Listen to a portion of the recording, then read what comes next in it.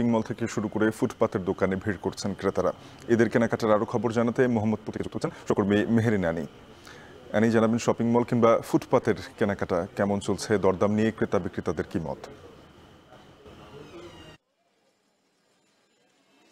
শাফিন, যেহেতু 15 রোজা চলে গিয়েছে এবং এরপরে কিন্তু বিভিন্ন শপিং মল থেকে শুরু করে ফুটপাতের যে দোকানগুলো রয়েছে সেখানে কিন্তু কেনাবেচা অনেকটাই জমে উঠেছে। এবং আপনাকে যদি বলি যে এখন আমি আছি মোহাম্মদপুর এলাকায়, এখানে যেসব ফুটপাতের যে দোকানগুলো রয়েছে এবং রাস্তার পাশে যেসব ভাসমান দোকানগুলো রয়েছে সেই দোকানগুলোতে কিন্তু বেচা বিক্রি অনেকটাই জমে উঠেছে। এবং যেহেতু এখন দুপুরবেলা, তো সেই জায়গা থেকে কিছুটা ক্রেতা সমাগম কম হলেও কিন্তু বিক্রেতারা বলছে বিকেলের দিকে ক্রেতা সমাগম আরও বাড়বে।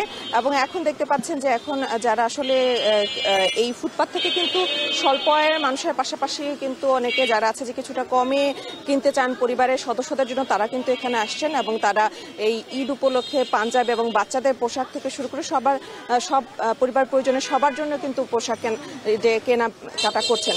ক্রেতারা যেটা বলছেন যে এবার কিন্তু ফুটপাতের দোকানগুলোতে তারা যে আশায় আসে যে কিছুটা কমে কিনতে পারবে, সেই জায়গাতে কিন্তু তারা দেখতে পাচ্ছে যে এখানেও আসলে দাম অনেকটাই চড়া এবং যে বাজেট নিয়ে তারা আসলে এই ফুটপাতে আসছেন সেখানেও কিন্তু তাদের কাটছাট করতে হচ্ছে। তো এই ক্ষেত্রে বিক্রেতাদের প্রশ্ন করার পরে যে কেন এবারে দাম বেশি, তারা বলছেন যে তারা যে আসলে পাইকারি দামে যে তারা তাদের দোকানের জন্য কেনাকাটা করছেন সেখানে কিন্তু তারা আগে যেটি 500 টাকা দিয়ে কিনতে সেটি কিনতে তাদের এখন দেখা যাচ্ছে যে দ্বিগুণ টাকা দিয়ে তাদের কিন্তু সেটি কিনতে হচ্ছে। তো সেই জায়গা থেকে বিক্রেতারা বলছে যে এবছর আসলে দাম এজন্য অনেকটা বেশি এবং তার ফলে কিন্তু এবছর আগের বছরের থেকে বিক্রিও অনেকটা কম। তবে যেহেতু এখন রমজানের আসলে মাঝামাঝি সময়টা, সেই জায়গা থেকে বিশ্ব রমজানের পরে বেচা বিক্রি আরও বাড়বে বলে আশা করছেন বিক্রেতারা। এবং ক্রেতারা যারা আসছেন তারা কিন্তু তাদের আসলে এই